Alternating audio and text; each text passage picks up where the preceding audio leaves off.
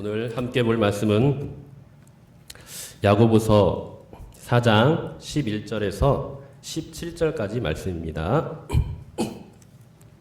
야고보서 4장 11절에서 17절까지 말씀입니다. 함께 합독하도록 하겠습니다. 형제들아 서로 비방하지 말라. 형제를 비방하는 자나 형제를 판단하는 자는 곧 율법을 비방하고 율법을 판단하는 것이라. 내가 만일 율법을 판단하며 율법의 주행자가 아니요 재판관이로다.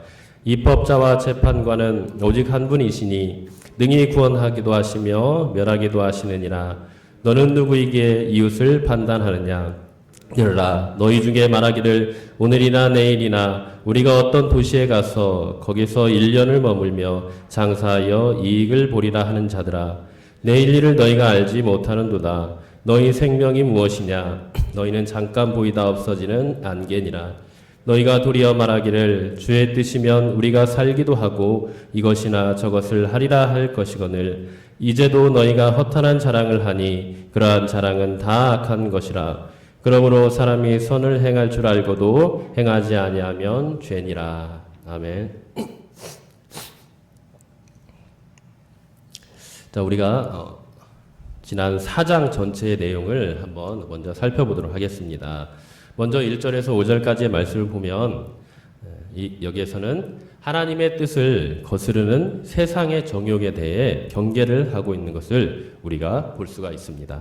그래서 세상의 정욕에 빠져 사는 삶은 세상과 벗된 삶이고 또 이러한 자들을 교만한 자, 또 두 마음을 품은 자라고 합니다.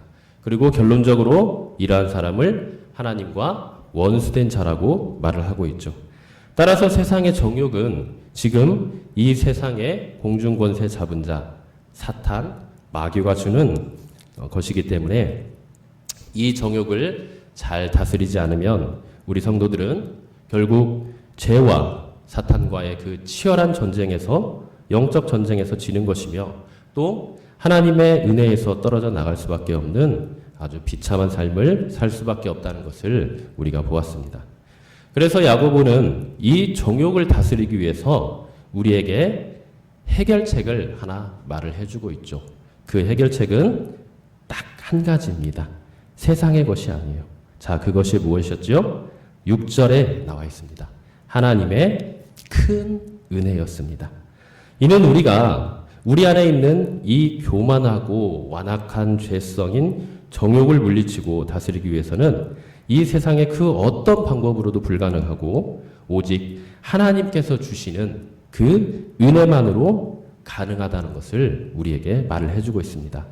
그래서 하나님께서 우리에게 은혜를 주실 때 우리는 겸손히 하나님께 복종하며 또 세상이 아닌 하나님을 같이 할 수 있고 또 우리의 부정한 손을 깨끗이 하고 세상과 하나님 사이에 두 마음에서 돌이켜 전심으로 하나님께만 우리의 마음을 쏟고 그 마음을 성결하게 할 수 있다는 것을 우리에게 말씀해 주셨죠.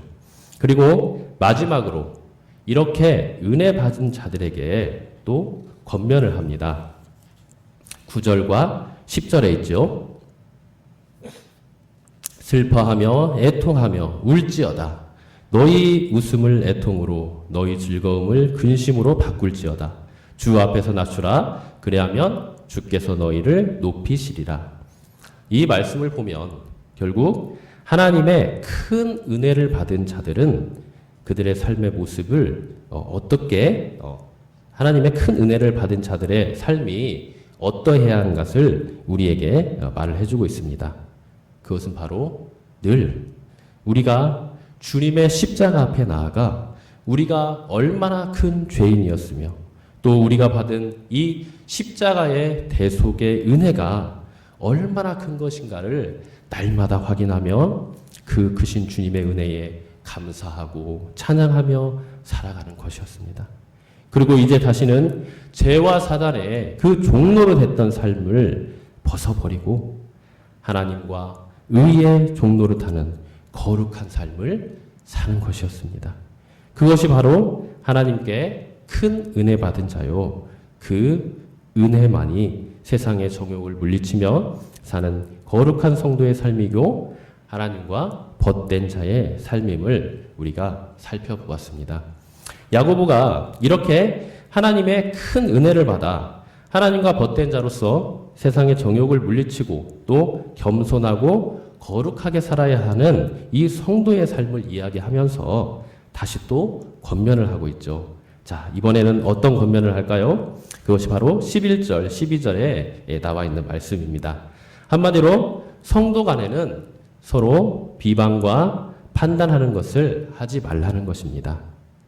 이는 사실 이 완고하고 부드러운 권면이기보다는 절대 해서는 안 되는 강한 금지 명령으로 지금 주어 있는 것을 보는데요. 자, 11절을 보면 거기에 그렇게 나와 있죠. 우리가 비방과 판단이라는 그 말이 11절 한전에 무려 각각 3번씩 반복되고 있는 것을 우리가 볼 수 있습니다. 자, 11절을 한번 볼까요? 자, 형제들아 서로 비방하지 말라. 한번 나왔죠. 그리고 형제를 비방하는 자나 형제를 판단하는 자는 곧 율법을 비방하고 벌써 3번 나왔습니다. 판단은 한 번 나왔고요. 그리고 율법을 판단하는 것이라. 내가 만일 율법을 판단하면 율법의 준행자가 아니요 무엇이다? 재판관이다. 이렇게 나옵니다. 이렇게 야고보는 무려 한 절에 3번씩 각각 비방과 판단이란 말을 섞어가면서 절대 비방과 판단은 해서는 안 되는, 성도들이 해서는 안 되는 일이라고 분명히 강하게 금지하고 있는 것을 볼 수가 있습니다. 자, 그러면 여기서 비방하다는 말은 무슨 말일까요? 비방하다. 이 말을 원어로 보면은 대적하여 말하다 이런 뜻입니다. 대적하여 말하다. 그러니까 이스라엘 백성이 광야에서 하나님께 무수히 많이 대적을 했죠. 그죠? 예. 그래서 불평과 원망으로 하나님께서 세우신 그 영적 리더인 모세와 또 그 모세를 비방했다는 것은 결국 누구를 비방했다는 거예요? 하나님, 그분을 세워주신 그 하나님을 비방했다는 것이고 그 하나님의 권위에 도전했다는 것입니다.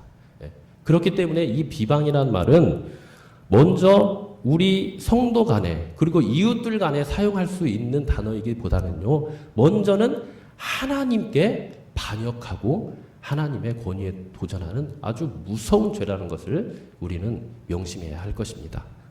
그래서 이 비방하다는 말이요, 그렇게 쓰였습니다. 그리고 또 이 말은 또 어떤 의미가 있냐? 험담하다, 수근수근하다, 중상모략하다, 정죄하다라는 뜻이 있습니다. 그러니까 우리가 물론 성도들 간에도 그렇고요, 세상 간에 있어도 서로 모였다 하면은 뭐가 재밌어요? 네, 수근수근, 비방, 왜 그런지 모르겠어요. 그냥 남 얘기하고, 남의 허물을 들춰내고, 비방하고, 정죄하는 것이 그렇게 재밌나 봐요. 그런 일들이 비일비재합니다. 그런데 지금 문제는 뭐예요? 이러한 중상과 비방이 어디에서도 일어나고 있다는 겁니까? 이 교회 안에서 일어나고 있다는 거예요. 야고보가 지금 이 비방과 판단이라는 단어를 왜 썼겠습니까? 그냥 세상 사람들이 말을 하면 쓰지 않아요. 그냥 세상 사람들은 그냥 그대로 살게 놔둡니다. 그러나 교회 안에서 지금 비일비재하게 일어나고 있기 때문에 이 문제를 지금 다루고 있는 겁니다. 자, 그래서 비방이라는 단어, 이렇게 쓰이고요. 자, 그런 다음에 또 뭐라고 합니까? 뭘 하지 말라고 하죠? 판단하지 마라. 이렇게 하죠. 판단. 자, 판단은 뭘 말하는 걸까요?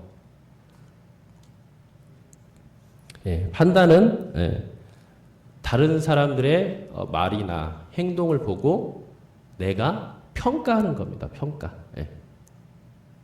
평가하고 여기에서는 그 평가뿐만 아니라 우리가 법정에서 어떤 재판을 하면 그 재판을 통해서 판결이 나죠. 그 판결까지 이루어지는 것을 바로 이 판단이라고 해요. 판단. 그래서 이 판단이라는 것은 결국 이 판단을 내림으로써 이 판단 내리는 사람이 누구라는 겁니까?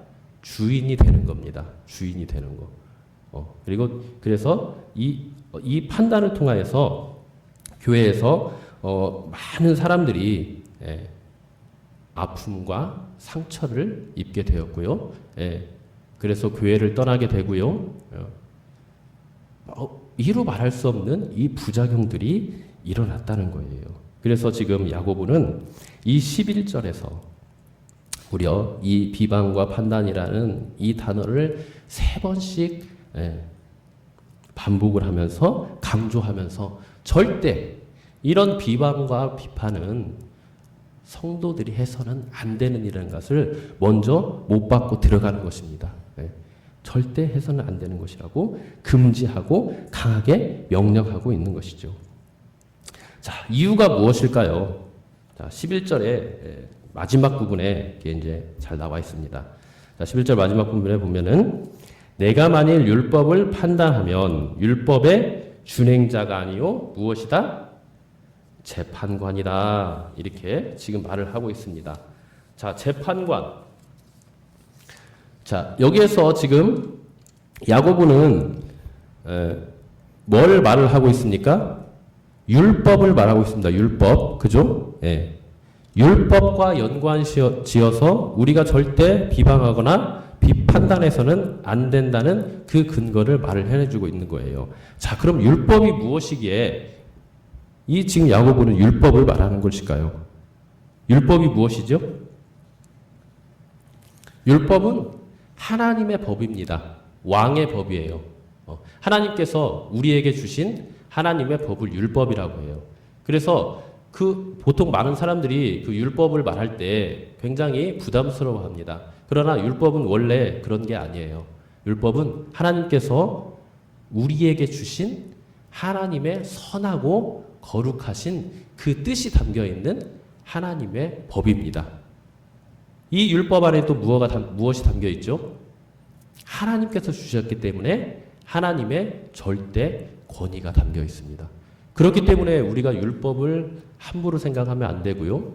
율법을 가장 준엄한 하나님의 법으로 여겨야 되는 것입니다.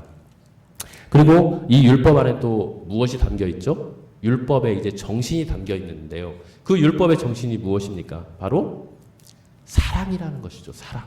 이게 정말 중요합니다. 그래서 하나님께서 지금 야고보가 율법을 우리에게 언급하면서 우리가 절대 비방하거나 판단해서는 안 되는 그 이유를 이 율법에 담겨 있는 그런 의미와 뜻을 통해서 우리에게 깨닫게 해주시는 것입니다.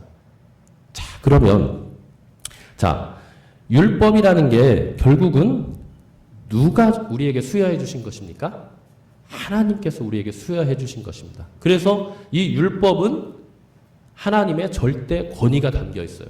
그리고 이 안에 하나님의 절대 사랑이 담겨 있습니다. 그래서 이 절대 권위는 우리에게 무엇을 말해주냐? 우리가 어떤 존재인가를 말해줍니다. 우리는 하나님께서 창조하신 그냥 피조물에 불과해요. 그리고 절대 권위를 가지고 계신 그 하나님께 절대 순종하며 살아야 되는 그런 존재임을 우리에게 말을 해줍니다. 그리고 절대 사랑은 무엇입니까? 하나님이 사랑이시잖아요. 그래서 그런 하나님의 절대 권위로 창조된 우리가 이 땅 가운데서 또 하나님과 관계에서 또 많은 사람들과 관계에서 어떻게 살아야 될 것인가를 우리에게 분명히 말을 해주고 있는 것입니다. 삶의 자세와 태도와 모든 모습이 이 안에 담겨 있다고 말해줄 수 있는 거예요. 그게 무엇입니까? 사랑이라는 거예요. 사랑.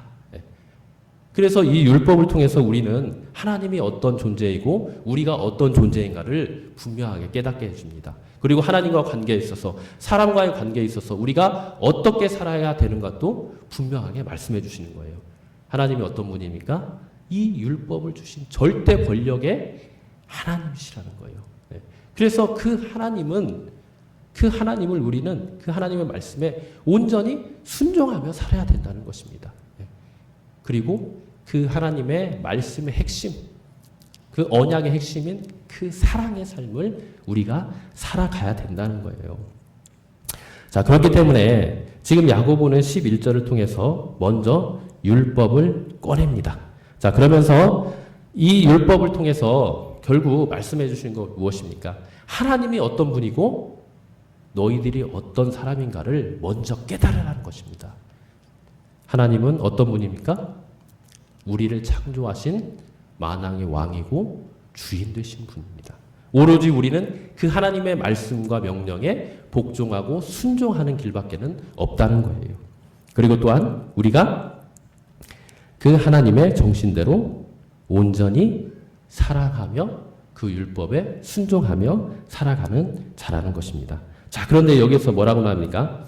만약에 우리가 서로를 비방하고 또 판단한다. 이렇게 살아간다면 우리가 어떤 사람이 된다는 것입니까? 율법의 준행자가 아니라 율법을 만드시고 우리에게 수여하신 그 하나님이 된다는 거예요. 입법자이신 그 하나님이 된다는 것입니다. 그리고 그 율법으로 우리를 판단하시는 하나님이 된다는 것을 우리에게 말씀해 주고 있는 것입니다. 이것이 여러분들 엄청나게 큰 교만의 죄임을 우리에게 깨닫게 해주는 것이죠. 그래서 하나님께서는 여기에서 우리의 정체성에 대해서 분명히 말씀을 해주시고 계시죠. 우리는 어떠한 사람이다? 율법의 준행자다. 준행자라는 말이 무엇입니까? 율법을 지키는 사람이라는 거예요. 율법에 순종하는 사람이라는 거예요. 우리에게 주신 그 신분과 지위, 그 정체성은요, 딱 이거 하나입니다. 너희는 내가 만든 거룩한 백성이야. 그렇기 때문에 창조주이고 왕 대신 그 하나님의 말씀에 온전히 복종하며 살아야 돼. 순종하며 살아야 돼. 그게 바로 너희의 정체성이라는 거예요. 그리고 지금 야고보도 우리에게 이 율법의 준행자라는 말을 이 야고보서에서 편지로 쓰면서 지금 이 편지를 받고 있는 수신 교회들, 여러 흩어져 있는 교회들, 더 넓게 영역을 확대하면 지금 우리가 속해 있는 이 교회도 다 속해 있는 겁니다. 너희 교회가 뭘 해야 된다? 이 율법의 준행자로 살아가야 된다는 거예요. 준행자로 살아가야 된대. 그래서 비방하고 판단하는 것은 무엇이다? 누가 하는 거예요, 결국? 하나님이 하시는 일이에요. 왜? 무엇에 따라서? 율법에 따라서. 그런데 그 율법도 만드시는 분이 누구세요? 하나님이십니다. 그래서 이 세상의 모든 일, 그리고 우리의 마음의 모든 생각, 또 우리가 행하는 모든 일들을 판단하시고 심판하신 분은 결국 누구다? 입법자이신 그 법을 만드신 하나님이시고 그 하나님께서 그 법에 따라서 우리를 심판하시고 판단하신다는 것입니다. 그게 하나님이 하시는 일이라는 거예요. 우리가 하는 일은 뭐예요? 그저 그 하나님의 말씀에 사랑하라고 하는 그 말씀에 그냥 순종하는 거예요. 그거밖에 없어요. 그런데 우리의 삶을 한번 되돌아봅시다. 우리가 살아가면서 얼마나 많은 비방과 판단을 하며 살아갑니까? 참 너무나도 많은 이런 악한 일들을 하고 살아갑니다. 결국 이러한 일을 하는 건 어떤 일입니까? 최초에 하나님께서 아담과 하와를 창조하시고 아담과 하와가 하셨을 때 이 아담과 하와가 지었던 그 최초의 범죄가 바로 여기에 해당되는 거예요. 아담과 하와가 어떤 일을 벌였습니까? 하나님께서 세우신 법, 그 언약, 그 말씀을 어떻게 했어요? 사단의 꾀임에 넘어가 스스로 판단자가 된 거예요. 그래서 아담과 하와는 오로지 에덴 동산에서 딱 한 가지만 했으면 됐어요. 하나님께서 하신 말씀에 그냥 순종하면서 동산 중앙에 있는 나무의 실과는 먹지 말라는 그 말씀, 그 약속의 말씀에 순종하며 살아가기만 하면 되었던 존재들입니다. 이게 바로 아담과 하와의 그 정체성으로서 하나님과의 관계를 바로 유지하고 하나님의 영원하신 그 복을 받는 참된 길이었어요. 그런데 아담과 하와는 어떤 일을 벌였습니까? 결국 사단의 꾀임에 넘어가 스스로가 판단자가 되어버렸던 거예요. 스스로 판단하면 되면 안 돼요. 하나님께서 확실하게 선을 긋고 명령하신 그 말씀에는 온전히 순종하며 나아가기만 하면 되는 것입니다. 그러나 아담과 하와는 스스로가 그 사단의 꾀임에 넘어가 그 말을 듣고 스스로 판단자가 되어서 그 선악과를 따먹고 스스로가 재판관이 되어버린 거예요. 하나님의 말씀을 스스로 판단해버린 거예요.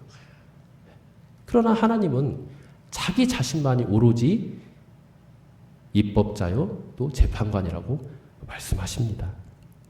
그렇기 때문에 이러한 비방과 판단을 하는 일은 결국 하나님의 권위에 도전하는 것이고요. 또 하나님의 말씀에 불순종하는 것이고 결국에는 그 하나님의 자리인 입법자와 심판자, 재판관의 자리에 누가 올라가 있는 것입니까? 내가 올라가 있는 거예요. 내가 올라가 있는 거. 그렇기 때문에 여러분들 비방과 판단하는 것이요. 그래서 우리에게 무서운 것입니다.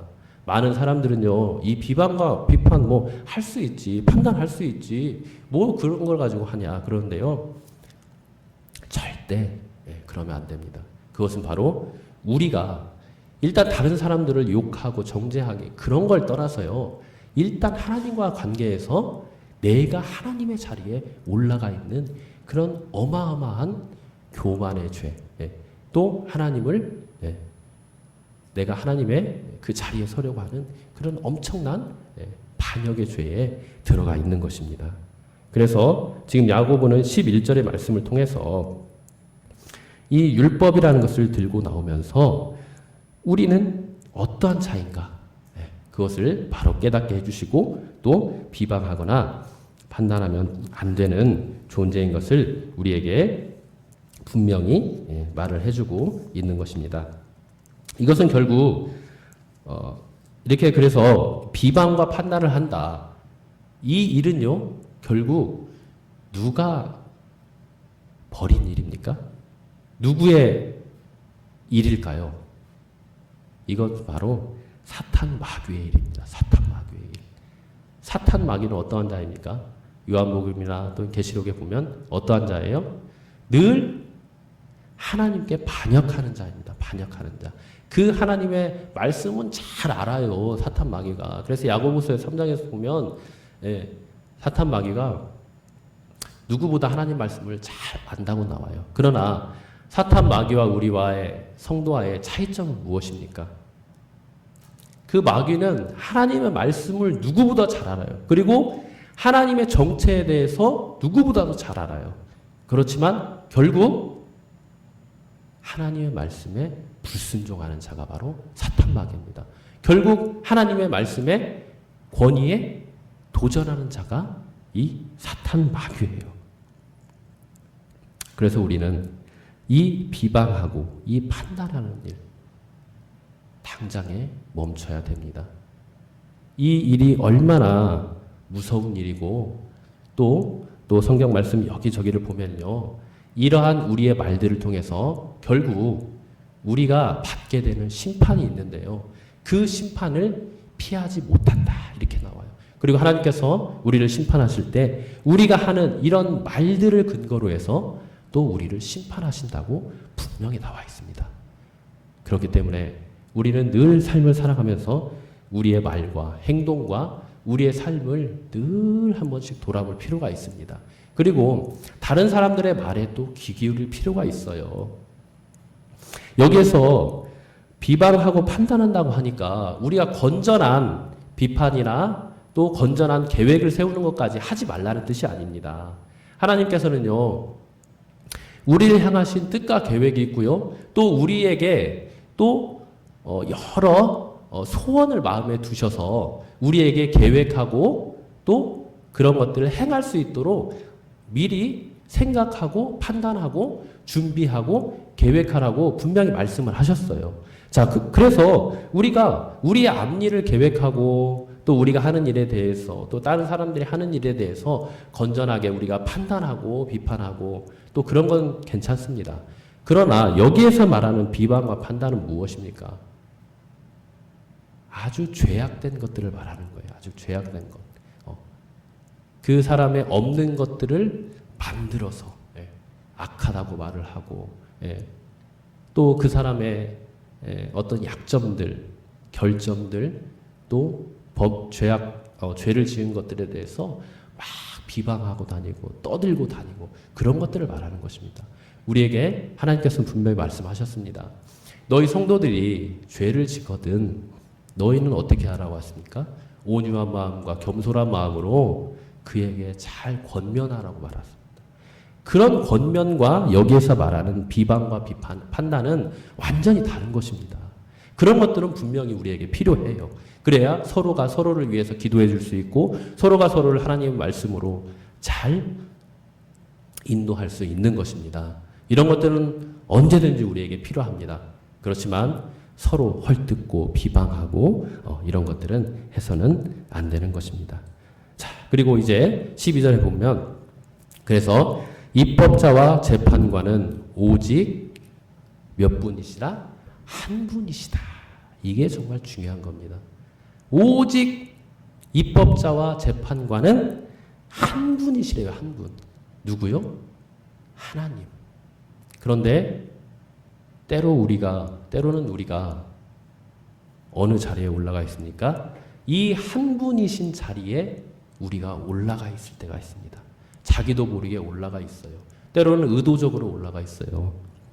그러나 야고보는 여기에서 분명하게 이 오직이라는 말을 써서 하나님 한 분이시라는 것을 분명하게 우리의 못을 받고 있는 것입니다. 그 하나님은 어떠한 분이십니까? 바로 우리를 구원하기도 하시고 멸하기도 하시느니라. 그런데 너는 누구이기에 이웃을 판단하느냐? 오로지 입법자와 심판자는 한 분이신데 네가 뭔데 그 자리에 올라가 있느냐는 거예요. 우리의 교만함과 우리의 완악함들을 지금 꼬집어서 하는 말인 것입니다.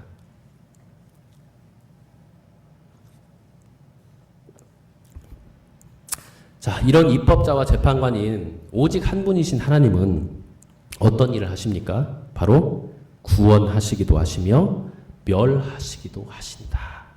하나님이 어떠한 분인가를 지금 여기서 우리에게 분명히 말씀을 하시고 계시죠? 능히 구원하기도 하시며 멸하기도 하신다. 누구나 다 아는 말입니다. 그런데 우리가 자칫 놓치기 쉬운 말이 있어요. 멸하기도 하시느니라. 이 말입니다. 이 멸하기도 하신다는 말을 우리가 주의 깊게 볼 필요가 있어요. 이것은 바로 무엇입니까? 바로 재판관이신 하나님께서 우리가 하는 그 비방과 판단을 근거로 해서 심판하신다는 뜻이에요. 심판하신다는 뜻. 그렇기 때문에 우리는 이 하나님의 존재에 대해서 바로 알 필요가 있는 것입니다. 우리의 정체성에 대해서 분명히 할 필요가 있는 거예요. 참 무서운 말씀이시죠. 예. 평소에도 이 말씀을 몇 번 읽기는 했습니다. 그러나 이 전체적인 맥락에서 봤을 때 이렇게 또 말씀을 준비하다 보니까 이 멸하기도 하시느니라 이 말씀이요 더 마음에 와닿더라고요. 우리는 하나님 앞에서 하나님께서 우리를 사랑하시고 구원하신다는 것은요, 항상 말을 하고, 항상 감사하고 살아가요. 항상 우리 머릿속에 박혀 있어요. 그 사랑의 하나님, 긍휼의 하나님, 자비의 하나님. 그리고 설교 시간에도요, 그런 얘기를 하면 참 좋아해요. 그리고 용기를 얻습니다. 위로를 받아요. 힘을 얻어요. 그런데 멸하기도 하시고, 소멸하는 분이시고, 심판하신 하나님이시고, 이런 얘기를 하면요, 듣기 싫어해요.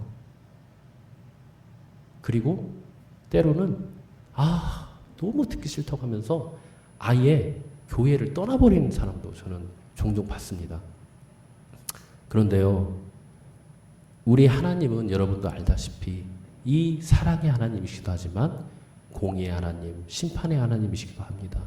우리는 늘 이 두 성품을 가지고 계신 하나님에 대해서 늘 깊이 묵상하고 또 우리 마음속에 그 하나님을 인식하며 살 필요가 있어요. 늘 사랑의 하나님, 늘 인자하신 하나님, 그 하나님만 우리가 알고 또 그 하나님만 붙들고 살면요, 우리가 자칫하면 하면 죄에 대해서 너무 무감각해질 수가 있습니다. 그리고 내가 저지르고 있는 그런 악한 행동들에 대해서도요, 무심코 지나쳐 버릴 수가 있습니다. 그래서 우리는 늘 우리가 하나님 앞에 서 있다는 것을 늘 잊으면 안 돼요. 그리고 하나님이 내 안에 성령님께서 계시다는 것을 늘 인식하며 살아야 됩니다. 그래서 로마에서는 그렇게 말씀하시죠.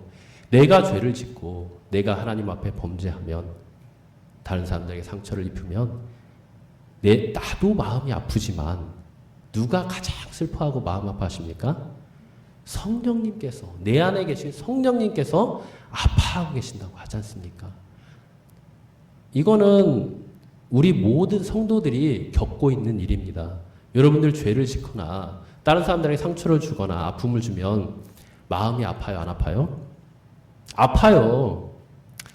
그게 세상 사람들이 봤을 때는 그냥 뭐 우리 자신이 그런다고 생각하지만요, 사실은요, 우리 안에 있는 성령님께서 울고 계시는 것입니다. 성령님께서 아파하고 계시는 거예요. 우리는 하나님을 근심케 하거나 그 마음을 아프게 해서는 안 됩니다. 다시 주님을 십자가에 못 박아서는 안 돼요. 그렇기 때문에 우리는 늘 이 하나님, 오직 한 분인 하나님이 입법자와 재판관이 되심을 우리는 늘 마음속에 되새기며 그 준엄하신 그 심판을 결코 지나쳐서는 안 될 것입니다. 그래서 야고보가 12절에서 너는 누구이기에 이웃을 판단하느냐? 너는 그럴 자격이 없다는 거예요. 네가 해야 될 일은 오직 무엇이라는 것입니까?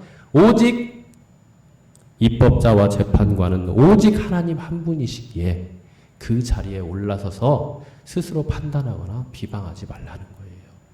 너는 율법에서 말하는 것처럼 그저 사랑해주면 돼. 기도해주면 돼. 다른 사람들을 받아주고 용납하고 안아주면 돼. 그것만 하라는 거예요.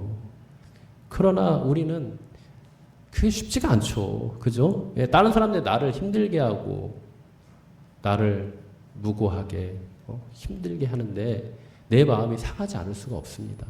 내 마음이 하나님에게서 멀어지지 않을 수가 없어요. 참 힘든 일이에요.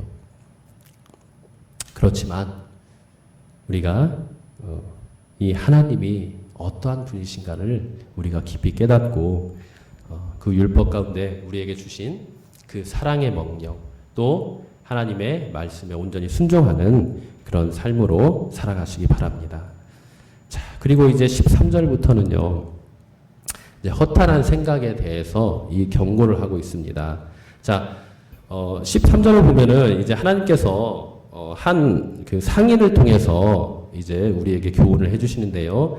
이 어떤 사람이 있었습니다. 그 사람이 무슨 일을 했습니까? 어떤 도시에 가서 거기서 1년을 머물며 장사하여 이익을 보리라 하면서, 이런 사람들이 얼마나 참 하나님에 대해서 무지하고 얼마나 자기의 교만과 또 완악한 마음으로 살고 있는가, 하나님에 대해서 얼마나 모르는 사람들인가, 그것을 우리에게 말해주고 있는데요. 자, 이 사람이 지금 뭘 하고 있습니까? 어떤 도시에 갔대요. 장사를 하러 갔습니다. 자, 그런데 거기에 보면은 뭐가 나옵니까? 1년이라는 기간이 나옵니다. 그리고 장사라는 어떤 특별한 목적이 나오고요. 또 이익도 나오고요. 어떤 도시까지 이렇게 다 나와요. 그러니까 어떤 사람이 자기가 어느 도시에 가서 장사해서 이익을 남겨야겠다고 분명하고 구체적인 계획을 세우고 거기에 갔다는 거예요. 자, 그런데 야고보는 그런 사람을 가리켜 14절에 뭐라고 말하냐? 안개다, 그렇게 말해요. 안개. 안개. 안개와 같다고도 안 하고 안개라고 합니다. 분명하게 안개라고 말을 해요. 자, 이게 무슨 말일까요? 안개라고 말을 하면서 거기에 앞에서 뭐라고 말합니까? 너희 생명이 무엇이냐? 너희는 잠깐 보이다 없어지는 안개니라. 이 말씀을 보면 떠오르는 어떤 비유가 하나 있죠. 누가복음에서 부자, 어떤 부자의 그런 비유가 떠오릅니다. 그 부자가 어떤 일을 했습니까? 농사를 지었는데 풍년이 들었어요.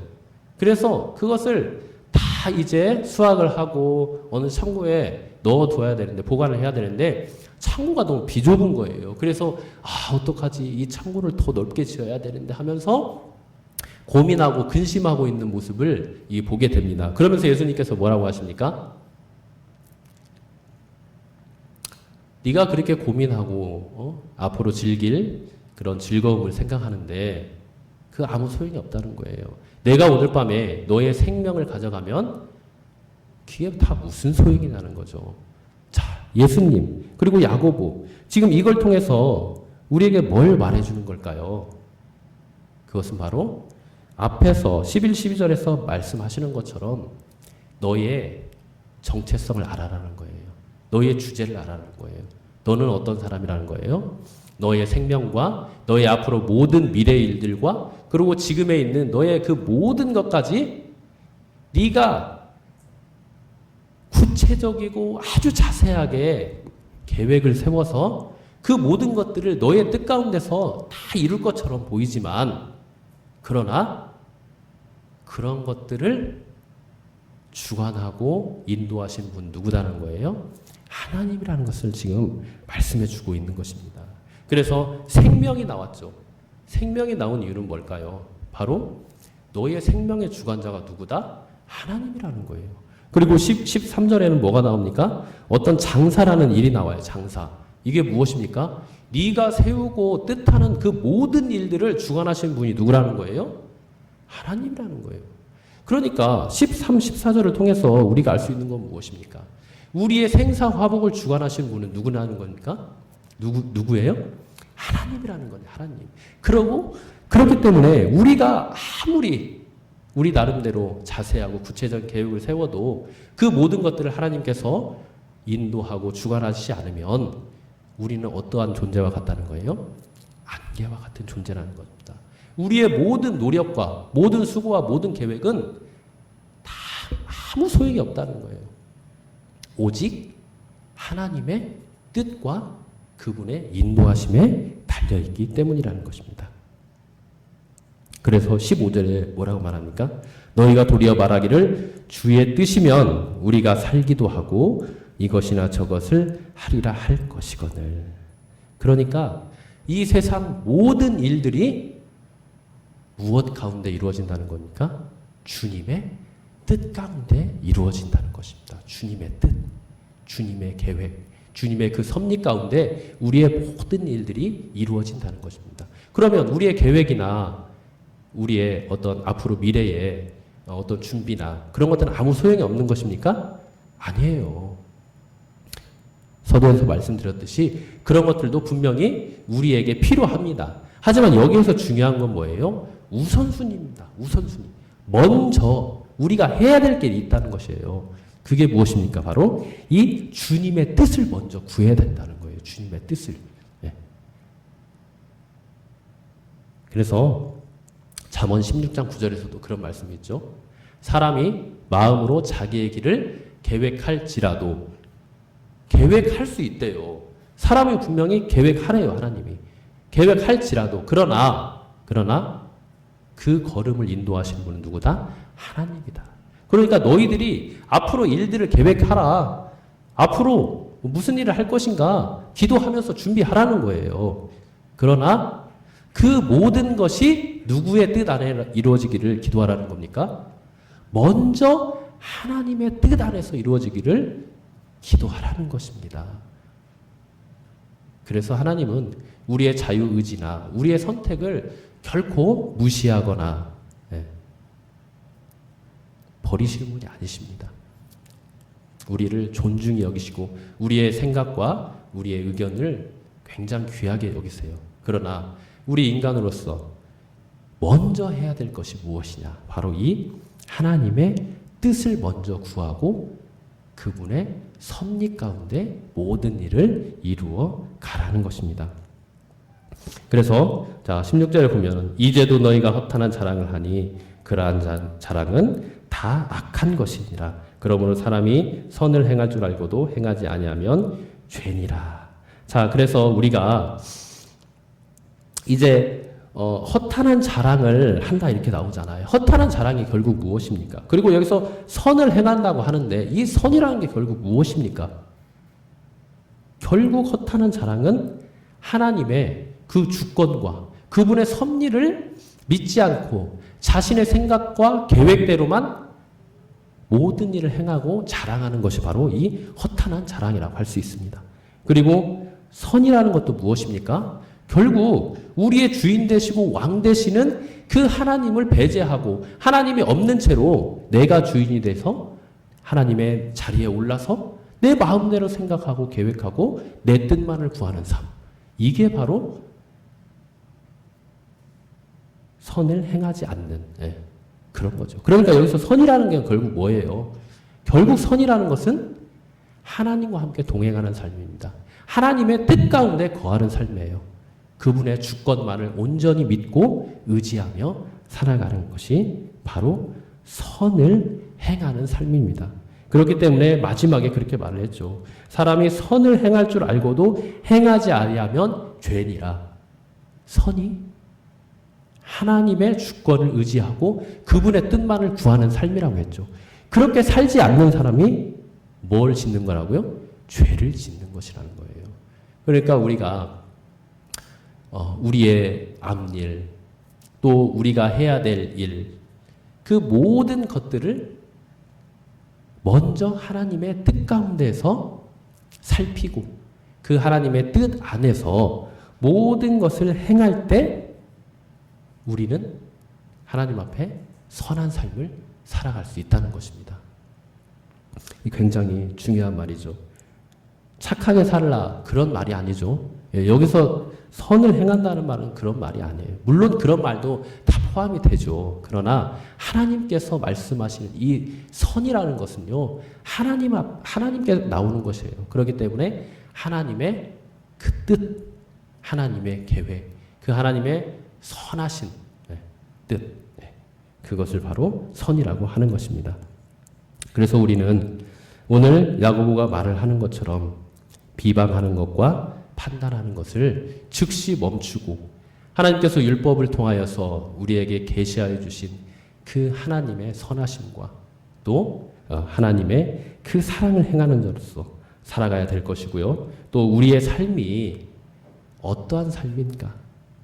하나님을 떠나서는 살 수 없는 삶이요. 또 하나님의 뜻 안에 있을 때만, 또 그 하나님의 뜻만을 구하는 선한 삶을 살 때에만 참된 의미와 가치와 또 참된 생명이 있는 삶임을 우리가 깊이 이 시간 되새기고 우리의 삶 가운데에 이제 비방과 판단하는 것을 멈추고 하나님의 뜻을 먼저 구하는 거룩하고 복된 삶을 사시길 간절히 바랍니다.